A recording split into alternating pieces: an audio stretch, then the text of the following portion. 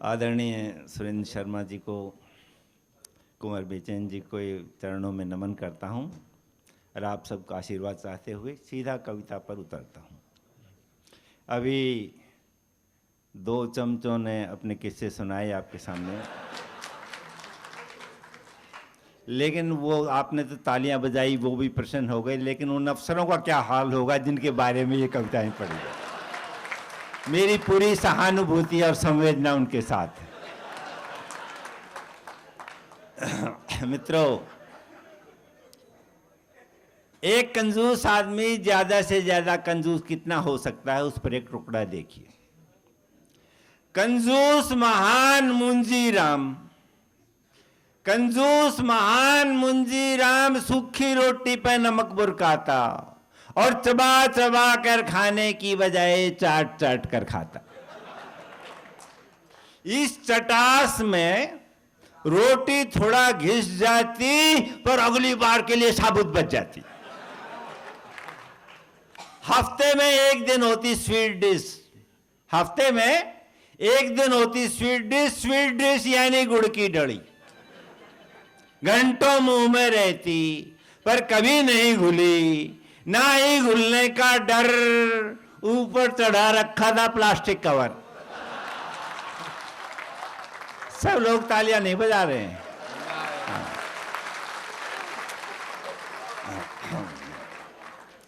मित्रों, देश में प्रजातंत्र है, चुनाव होते हैं, सही चुनाव होने हैं और उसके एकदम बाद बच्चों की परीक्षा है। तो किस तरह से राजनीतिक दल और उनके नेताओं ने परीक्षा से लाभ उठाना चाहा, उस पर एक व्यंग रचना देखिए। चुनाव से पहले चले नहले पर दहले, चुनाव से पहले चले नहले पर दहले। कुछ ही दिनों में होनी थी बच्चों की परीक्षा। सरकार न लगे हाथ परीक्षा की भी कर डाली समीक्षा। समीक्षा के बहाने दे दी नकल की खुली छूट। इस तरह शुरू हुई वोटों की लूट। लेकिन अदालत ने सरकार का कान मरोड़ा और परीक्षा सुधार का मसला एक सर्वदलीय समिति पर छोड़ा। अब देखिए, सर्वदलीय समिति की बहस, विषय है परीक्षा सुधार, ऊपर से सभी दलों पर सवार, चुनाव का बुखार, बहस चली। इस प्रकार असली मुद्दा बहस का वो आपके सामने है। कई राजनीतिक दलों के नेता उसमें हिस्सा ले रहे हैं। एक सदस्य बोला, बच्चों को छूट दी जाए, वे पर्चे घर से करके लाएं। परीक्षा सुधार पे विचार हो रहा। एक सदस्य बोला, बच्चों को छूट दी जाए, वे पर्चे घर से करके लाएं और परीक्षा हॉल में सिर्फ जमा कराएं। दूसरा बोला, परीक्षा हॉल में क्यों जमा कराएं और क्यों उनका मास्टर पर्चे को पढ़े या बाँचे। सेल्फ असेसमेंट हो, बच्चा अपना पर्चा खुद जांचे। वाह वाह। तीसरे ने ऑब्जेक्शन किया, बोला सारा बोझ तो बच्चे पे ही लाद दिया। बच्चा पर्चा करे भी और जांचे भी। अरे उत्तर तो सारे कुंजियों में लिखे पड़े हैं, फिर बच्चा उत्तर लिखने में क्यों टाइम वेस्ट करे। और होना ये चाहिए कि मास्टर जवाब दें और बच्चा प्रश्न पत्र सेट करे। चौथा सदस्य आगे बढ़ा, बोला प्रश्न पत्र सेट करना कौन सा आसान है, ये तो बच्चे की जान लेने के समान है। इसलिए मेरा सुझाव है, बच्चे से कुछ भी न लिखवाया जाए, परीक्षा हॉल में सिर्फ बिठाया जाए और जो लगातार 3 घंटे बैठ जाए उसको पास किया जाए।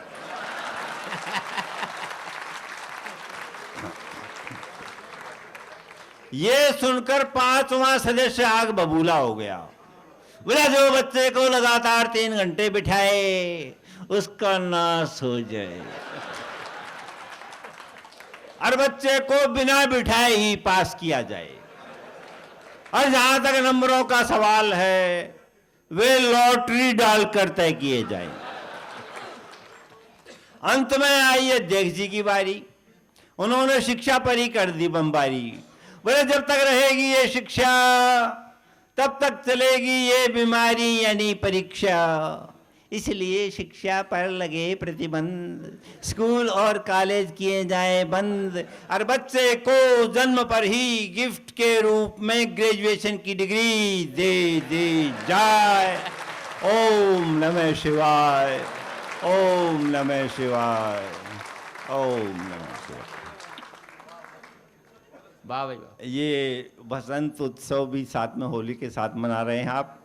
जरा ऐसे एक दो रंगीन रचनाएं हल्की फुल्की अंदाज की आप जोड़ेंगे, मजा लीजिए पूरा। बीवी की तो चुप्पी अच्छी लगती है, बीवी का चुप रहना अच्छा लगता है। बीवी की तो चुप्पी अच्छी लगती है, मगर पड़ोसन गप्पी अच्छी लगती है।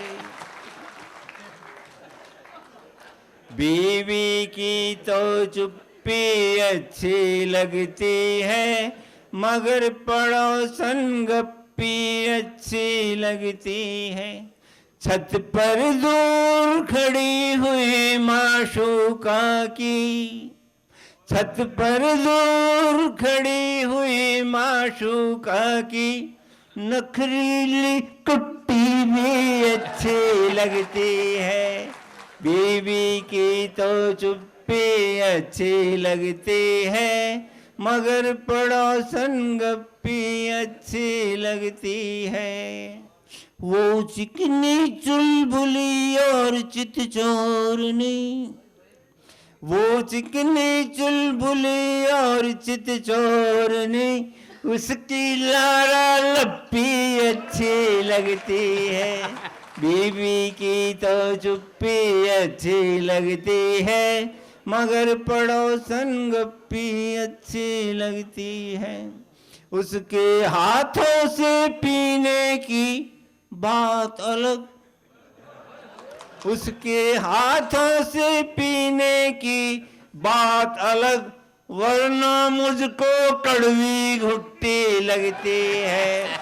बीवी की तो चुप्पी अच्छी लगती है, मगर पड़ोसन गप्पी अच्छी लगती है। एक प्रश्न कर रहा हूं आप सबसे अपने बारे में कि रंग भेद का घोर विरोधी हूं यारो, मैं रंग भेद का घोर विरोधी हूं यारो, फिर क्यों गोरी चिट्टी अच्छी लगती है।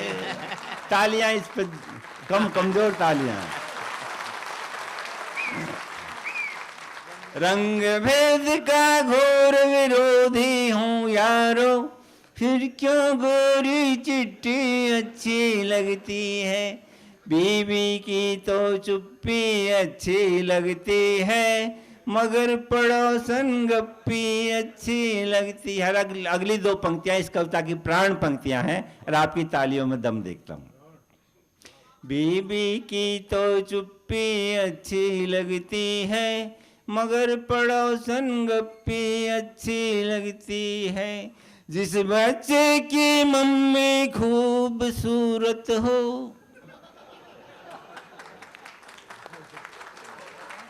पूरी बात तो होने दो।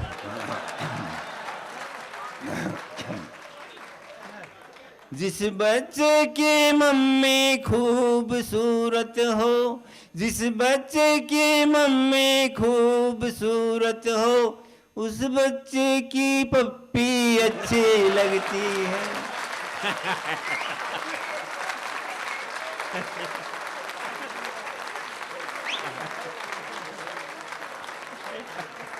ये मनोविज्ञान है। जिस बच्चे की मम्मी खूबसूरत हो, उस बच्चे की पप्पी अच्छी लगती है।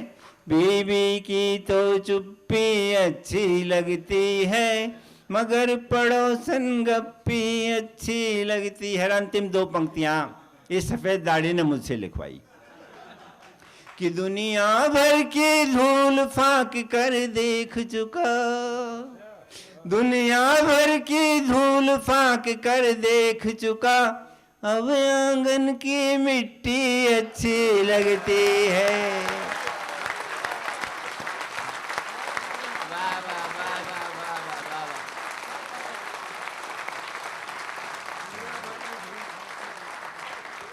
दुनिया भर की धूल फाक कर देख चुका, अब आंगन की मिट्टी अच्छी लगती है, बीवी की तो चुप्पी अच्छी लगती है, मगर पड़ोसन गप्पी अच्छी लगती है। मित्रों, एक 2 मिनट की रचना, ये सब तो थी हंसी मजाक की बातें।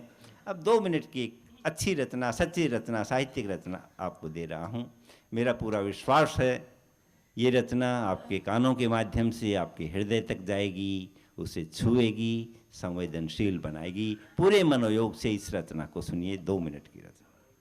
स्वागत है भाई। जिस दिन बेटा पैदा हुआ, रमलू ने एक पेड़ लगाया। जिस दिन बेटा पैदा हुआ, रमलू ने एक पेड़ लगाया। पेड़ और पुत्र दोनों को पाला, पोसा, बड़ा किया, अपने पैरों खड़ा किया। बेटे ने पढ़ लिख कर दूर देश की हवा खाई। पेड़ ने आंगन के हृदय में जड़ें फैलाई। टहने टहने पत्तियां पहने, हरी भरी छटा दी, सारी जवानी आंगन में लुटा दी। बढ़िया भैया, वाह वाह। एक दिन पेड़ के नीचे खटिया पर लेटे रमलू यूं सोचे। एक दिन पेड़ के नीचे खटिया पर लेटे रमलू यूं सोचे, अरसे से बिटवा की पाती न आई। पाती मतलब चिट्ठी। एक दिन पेड़ के नीचे खटिया पर लेटे रमलू यूं सोचे, अरसे से बिटवा की पाती न आई।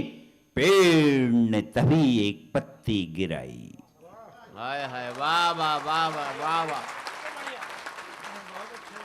नरम कोमल पत्ती ने बिटवा के छुटपन की यादें जगा दी। रमलू की आंखों में बूंदी टिमटिमा दी। पेड़ ने एक टंगी खड़े रहकर, धूप गर्मी सहकर रमलू को छाह दी। चूल्हे के पेट में जाने कितनी बाह दी। क्या बात है, पेड़ ने, वाह वाह वाह वाह। पेड़ ने एक टंगी खड़े रहकर, धूप गर्मी सहकर रमलू को छाह दी। चूल्हे के पेट में जाने कितनी बाह दी। और जब रमलू का अंत समय आया, और जब रमलू का अंत समय आया, आसपास कहीं नहीं बेटे की सूरत न बेटे का साया, तब पेड़ ने ही अंतिम फर्ज भी निभाया। चिता पर रमलू के संग लेटा पाया। चिता पर रमलू के संग लेटा पाया। वाह वाह वाह वाह वाह वाह वाह वाह, बहुत बढ़िया भाई, बहुत बढ़िया, वाह वाह।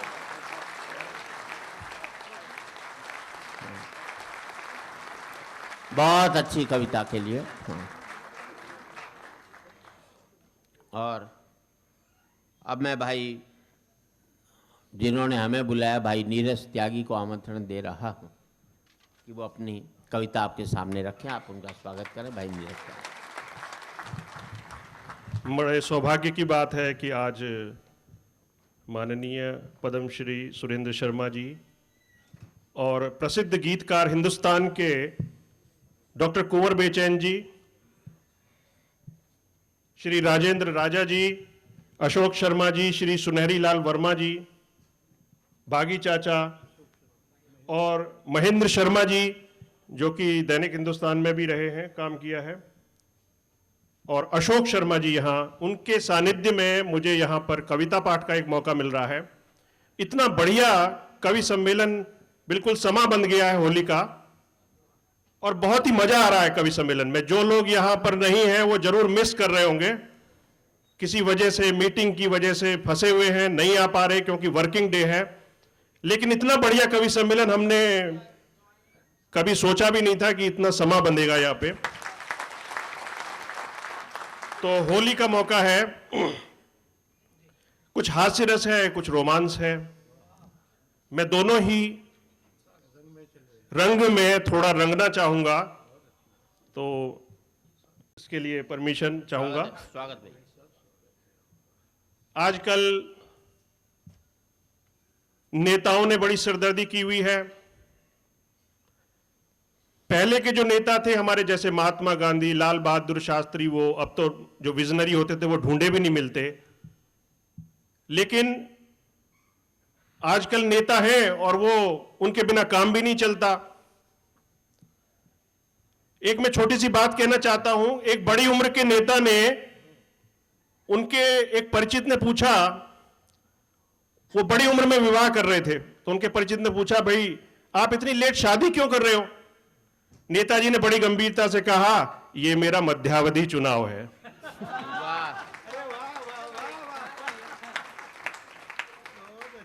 और एक नेताजी स्पीच देते हैं बड़ी लंबी लंबी, तो उन्हें ध्यान ही नहीं रहा कितनी देर से स्पीच दे रहे हैं। पूछ रहे हैं, मैंने बहुत लंबी स्पीच दी, एक्चुअली मैं अपनी घड़ी घर बुलाया हूं। तो जनता में से एक बोला, घड़ी तो ठीक है पर पीछे कैलेंडर तो देख लेते हैं। वाह। तो ऐसे हमारे नेता हैं। एक नेताजी का बेटा फेल हो गया एग्जाम में, वो तो खैर आम बात होती है, नेताओं के बेटे कभी कुछ पढ़ते लिखते तो है नहीं। वो नेता का बेटा फेल हो गया तो वो मिठाई बांटने शुरू कर दी। अब लोगों ने पूछा, भाई ये मिठाई क्यों बांट रहे हो? नेताजी बोले, इसकी क्लास में 100 में से 90 लड़के फेल है, पूरा बहुमत इसके साथ है।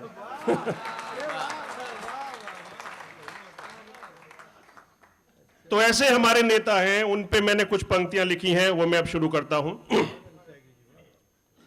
मैं भारत का नेता हूं, मैं भारत का नेता हूं, नेता नहीं अभिनेता हूं। चमचे चिपके जैसे गौन, धोती नीचे हिलती तौन। मेरी तौंद बड़े हो मोटी, मेरी तौंद बड़े हो मोटी, सारे चेले सेके रोटी। जहां कहीं भी फिर मैं जाऊं, जहां कहीं भी फिर मैं जाऊं, मालाओं से लदता जाऊं। भाषण देता खूब उबाऊ, राजनीति में सदा बिकाऊ। भाषण देता खूब बिकाऊ, राजनीति में सदा बिकाऊ। कहीं मंच पर खड़ा करो तो गला फाड़ कर खूब पकाऊं। मैं भारत का नेता हूं, नेता नहीं अभिनेता हूं।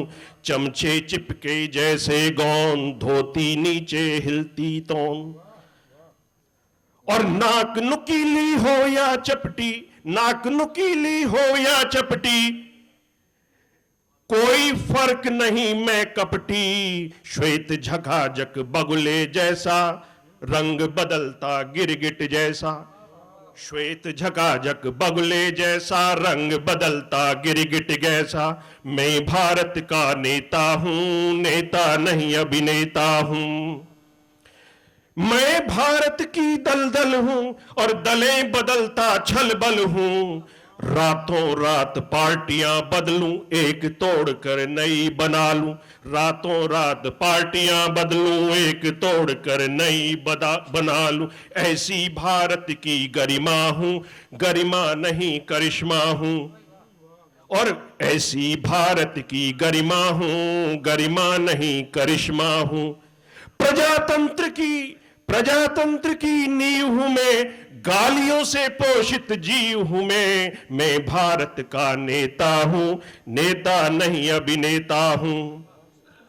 और आगे है, जब भी मैं चुनकर आ जाऊं, जब भी मैं चुनकर आ जाऊं, MP MLA बन जाऊं। सारे वादे भूल भाल कर, सारे वादे भूल भाल कर, सत्ता मद में ऐठा जाऊं। घोटालों में नाम बड़ा, भक्त बने छोटा या बड़ा। घोटालों में नाम बड़ा, भक्त बने छोटा या बड़ा। फिर नवीन वादे रच जाऊं और चुनावी बिगल बजाऊं। मैं ही चलाता तंत्र देश का, मैं ही चलाता तंत्र देश का। मैं भक्षक स्वतंत्र देश का।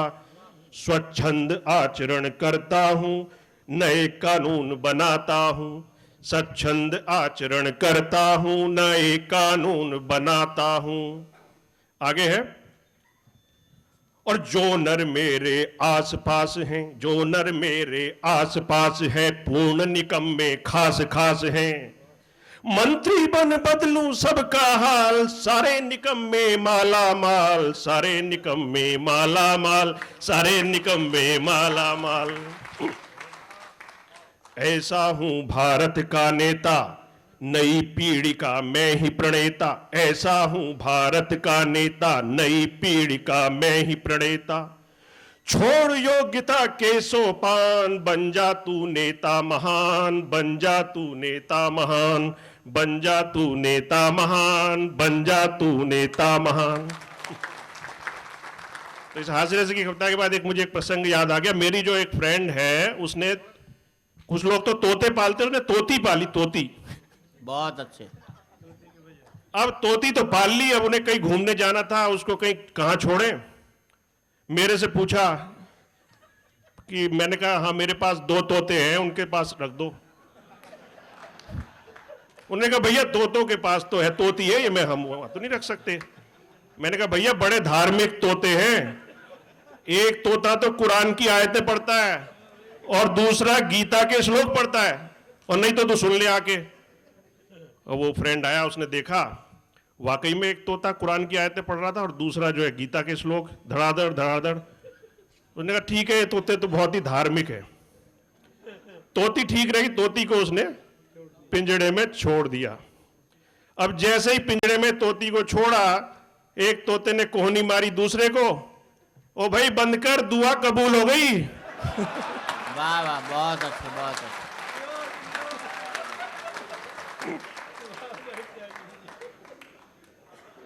ऐसा है त्यागी जी, अपने 3-4 और तैयार कर लो, फिर हमारी क्या जरूरत है यहाँ पर बोलने। अगली बार 4 कभी और तैयार कर लो अपने डिपार्टमेंट। जी जी, 4 तो इस बार हो गए, 4 अगली बार कर लो, होगी बात। प्रेरणा मिल रही है, कोशिश करूंगा। हम भी कहीं नौकरी देख लेंगे।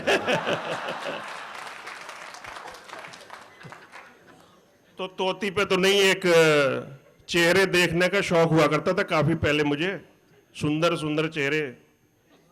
उसी पे एक कविता है, हर रोज नजर आता भोला सा नया चेहरा, हर रोज नजर आता भोला सा नया चेहरा, वो हुस्न की बला सा नजरें गड़ाए चेहरा, वो हुस्न की बला सा नजरें गड़ाए चेहरा, अब एक ही नजर में वो मुस्कुराए चेहरा, अब एक ही नजर में वो मुस्कुराए चेहरा, ये मेरी शायरी है क्यों शर्माए चेहरा।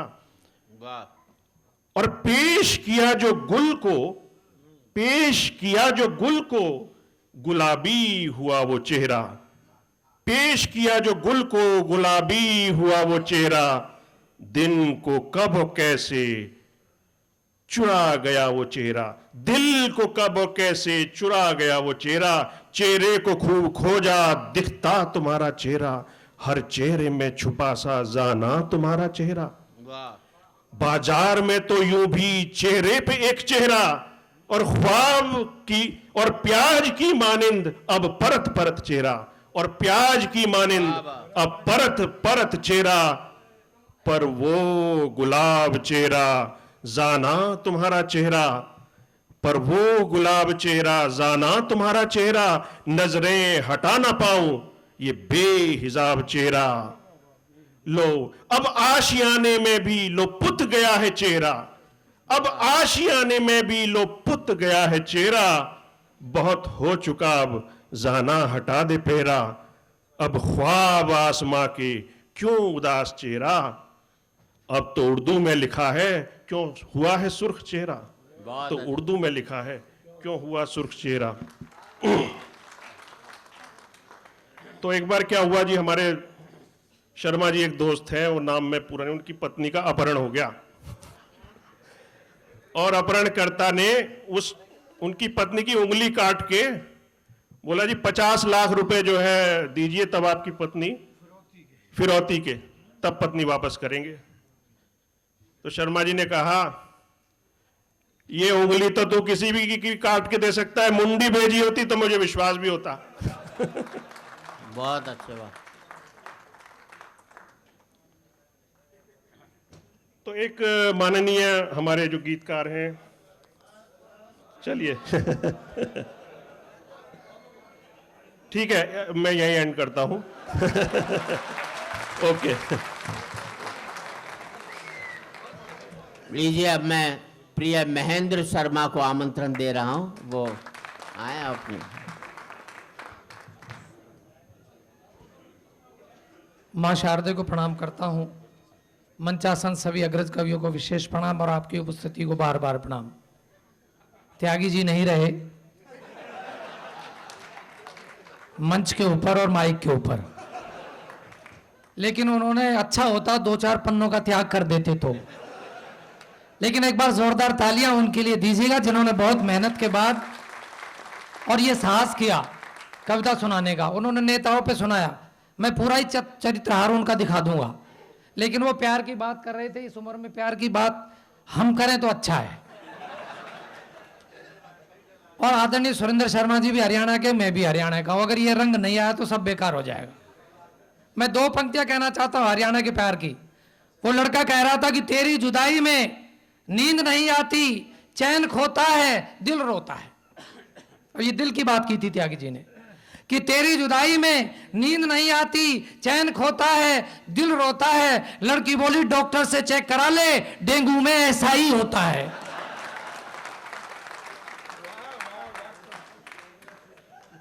और चाचा जी कह रहे थे पत्नी की ये अच्छी होती है, वो अच्छी होती है, चुप्पी अच्छी होती है।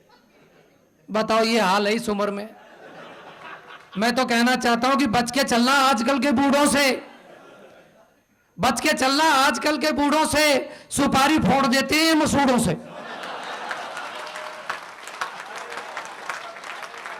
एक बार जोरदार तालियां बजा दीजिए सबके लिए। कोई ऐसा